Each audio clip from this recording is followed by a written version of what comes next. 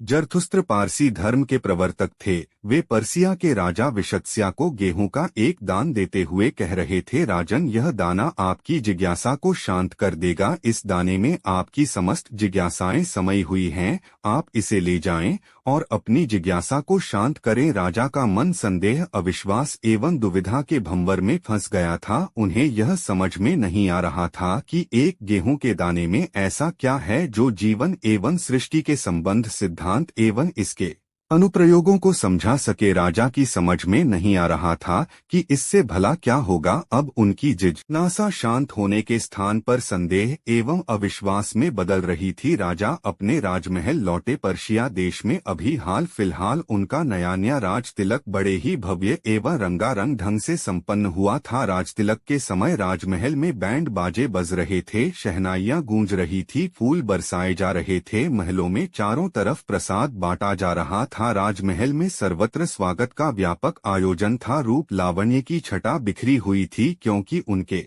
राजतिलक के इस महा अवसर पर पड़ोसी एवं मित्र राज्यों के राजा, राजकुमार एवं राजकुमारियां भी सम्मिलित थी। राजा विशत्स्या का मन एवं भाव समुद्र की लहरों की भांति उठ गिर रहे थे। राजा अत्यंत प्रसन्न थे और यह प्रसन्नता उनकी मुखमुद्रा पर स्पष्ट रूप से झलक रही थी। इस बीच राजा के मन में जिज्ञासा उठी कि उन्हें अपने जीवन के बारे में जानना एवं समझना है तथा दृष्टि के रहस्यार्थ से अवगत होना है। बाहर शहनाइयों की आवाज गूंज गई थी, वाद्य यंत्रों की धुन लहरा रही थी, पर राजा के अंतर मन में पता नहीं क्यों यह सारी बातें उठ रही थी और तब भी उन्हें इसका समाधान नहीं मिल पा रहा था। समाधान के अभाव में प्रश्न अंतर्मन में कांटों के समान चुभते हैं, बिच्छू के समान डंक मारते हैं और इससे तन मन बेचैन होता है। यही हाल विशत्स्या का था। इसलिए राजतिलक की रस्म के संपन्न होने के तुरंत बाद राजा ने अपने महामंत्री से कहा है, मंत्रीवर, क्या आप जीवन के नियमों को समझते हैं,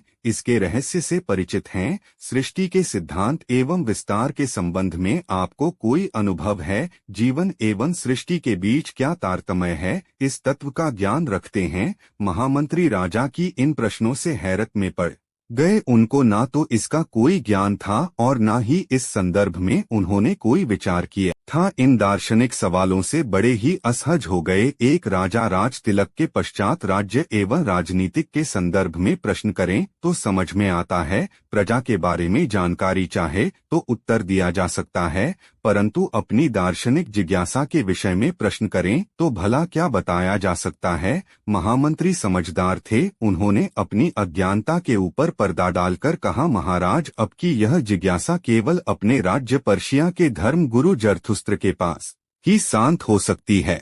उनके जैसा इस संसार में और कोई नहीं है। पूरी मनुष्य जाति में उनके जैसा महिमापूर्ण नाम दूसरा नहीं है। उन्होंने जितने हृदयों की वीणा को बजाया है उतना किसी और ने नहीं। उनके माध्यम से जितने लोग जागे और जितने लोगों ने परम भगवत्ता उपलब्ध की उतनी किसी और के माध्यम से नहीं हुई। महामंत्री जरथुस्त्र के बारे में बोलते बोलते किसी परम भाव धारा में बहने उतरने लगे। वे आगे बोले, राजन, जरथुस्त्र के बोल अत्यंत मीठे हैं, उनके वचन बहुत अनूठे हैं, उनके द्वारा प्रकट विचारों में जीवन के रहस्य आवृत है, बहुआयामी सच समाहित है और इस सच को समझ पाना आसान नहीं है। इसे केवल वैचारिक चिंतन के माध्यम से समझा नहीं जा सकता, वर्ण इसे अनुभव करना होगा, क्योंकि उनका कार्य रहस्यमय है और बोल अनुभवगमय। राजा महागुरु की इस भावप्रवण प्रशंसा से प्रसन्न हुए थे और उन्होंने महामंत्री से कहा था, चलिए महागुरु के पास चलते हैं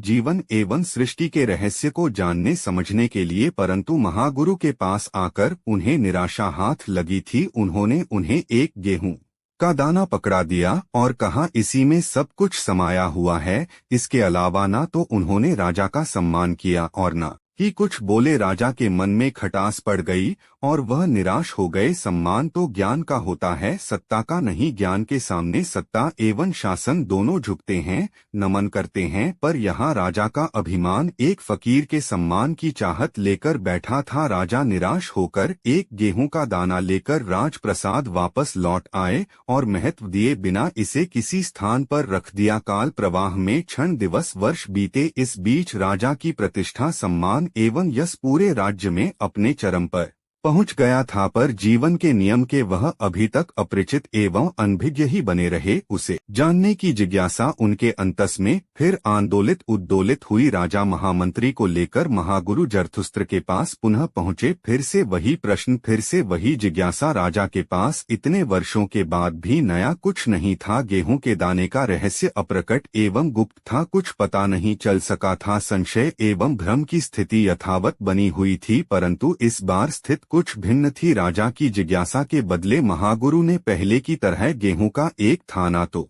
दिया, परंतु इस बार गेहूं का दाना सौंदर्य से अभिमंडित एक स्वर्ण के सुंदर डिब्बे में था। पहली बार हाथ में गेहूं का दाना दिया, दूसरी बार स्वर्ण के डिब्बे में दिया तो वही एक गेहूं का दान ही जो रहस्य को अभी भी प्रकट किए हुए था। भारी मन से राजा फिर से वापस आ गए। प्रश्न यथावत था, पर प्रश्नों से अंतर्मन और भी लहूलुहान हो गया था। उन्हें दूर दूर तक कोई समाधान नजर नहीं आ रहा था। साधन सुविधाओं के अंबार में राजा का जीवन इसी कारण खिन्न, उदास एवं अवसाद से घिरा हुआ था। उनका मन किसी कार्य में नहीं लग रहा था। ऐसे में राज्य की स्थिति भी कमजोर हो सकती है, इसकी चिंता महामंत्री को सताने लगी। महामंत्री इसी उधेड़-बुन में थे। वह अपने आवास में टहल रहे थे और विचार कर रहे थे कि राजा की जिज्ञासा भला कैसे शांत हो। इसी बीच उनके पास कुछ बौद्ध भिक्षुक आए। भिक्षुक गणों ने कहा है, मंत्रीवर, हम हिंदुस्तान से आपके राज्य में बौद्ध धर्म के प्रचार प्रसार हेतु आए हुए हैं।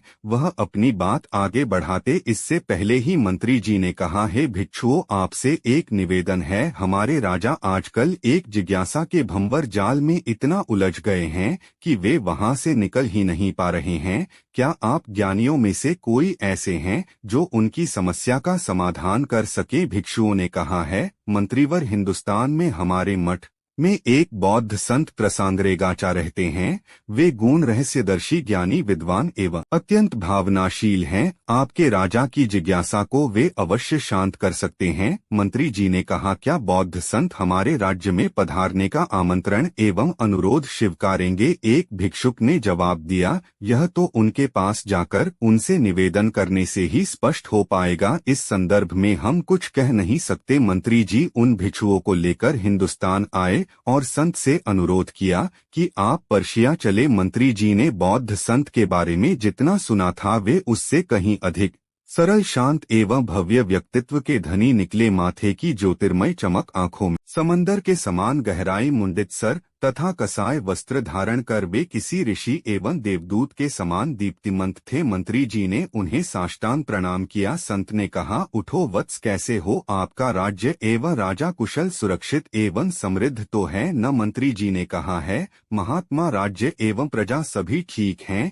केवल राजा की एक वैचारिक समस्या है जो सुलझा नहीं पा रही है। संत ने कहा, आपके राज्य में महान रहस्यदर्शी जरथुस्त्र हैं और उनके रहने के बावजूद किसी वैचारिक समस्या के से ग्रसित होना कुछ समझ में नहीं आता है। मंत्री जी ने कहा है, संत, हमारे राजा विशत्स्या की महागुरु जरथुस्त्र से मुलाकात हो चुकी है, परंतु राजा जरथुस्त्र के दिए संकेत एवं प्रतीक को अनावृत नहीं कर पा रहे हैं और इसी कारण आपसे विनम्र अनुरोध किया है कि आप पर्शिया चलकर इसका समुचित समाधान करें। संत ने प्रत्युत्तर में कहा, अच्छा मंत्री जी, प्रवर्ज्य तो हमारा धर्म है। हम जरथुस्त्र जैसे महान योगी एवं वह रहस्यदर्शी से भेंट का लोग संवरण नहीं कर पा रहे हैं। आप अपने राजा को कहे कि हम उनसे मिलने अवश्य आएंगे। मंत्री जी को मानो मन की मुराद मिल गई। वह वापस पर्शिया आ गए और संत प्रसागरेगचा के शुभागमन की शुभ सूचना राजा को दी। राजा का मन वर्षों बाद हर्षित हुआ था कि उनकी समस्या का समाधान सन्निकट है। बौद्ध संत के शुभागमन का अंतराल समाप्त हुआ। हालांकि राजा के लिए इंतजार के लिए पल बहुत भारी एवं वर्षों के समान लग रहे थे। वह महान क्षण दिव्या सहयोग भी घटित हुआ। बौद्ध संत प्रसागरेगाचा के पक्के पर्शिया के भूभाग पर पड़े। राजा ने इसके लिए अपने पलक पावड़े बिछा रखे थे। संत के भव्य स्वागत की संपूर्ण व्यवस्था की गई थी, परंतु संत ने सामान्य, सरल एवं सादगी पूर्ण ढंग से वहां पधार कर फकीरों की फकीर उदाहरण दिया। संत ने कहा, कहें राजन, क्या समस्या है? राजा ने जवाब दिया है, प्रभु, मैं जीवन और सृष्टि के नियम व सिद्धांत को समझने के लिए संत जरथुस्त्र के पास गया। उन्होंने मुझे पहली बार तो गेहूं का एक दान दिया और दूसरी बार गया तो वही दाना स्वर्णजड़ित डिब्बे में रख कर दिया, परंतु कहा कुछ नहीं। राजा के इस कथन से संत के अधरों पर एक रहस्यमयी मुस्कान की रेखाएं तैरने लगी। उन्होंने कहा, राजन, जरथुस्त्र रहस्य दृष्टा है,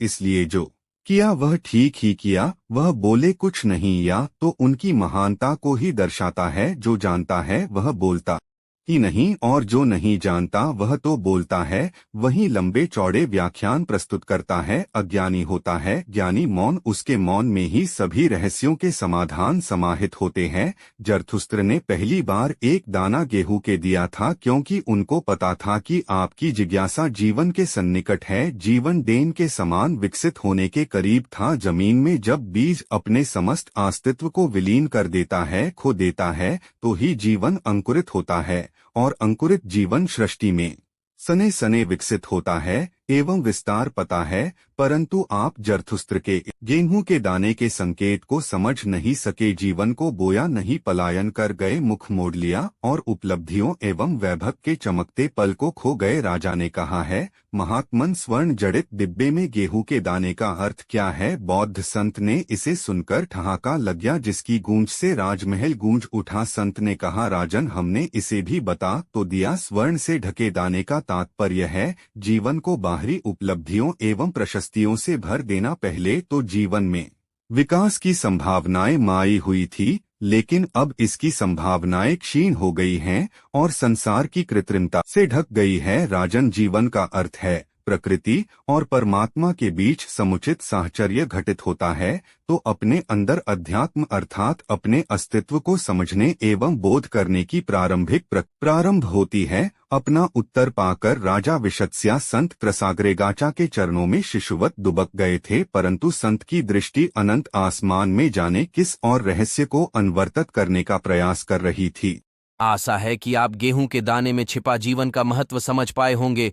तो वीडियो कैसा लगा कमेंट में जरूर बताएं। मैं आपके लिए दूसरी वीडियो लेकर जरूर आऊंगा। तब तक के लिए नमस्कार।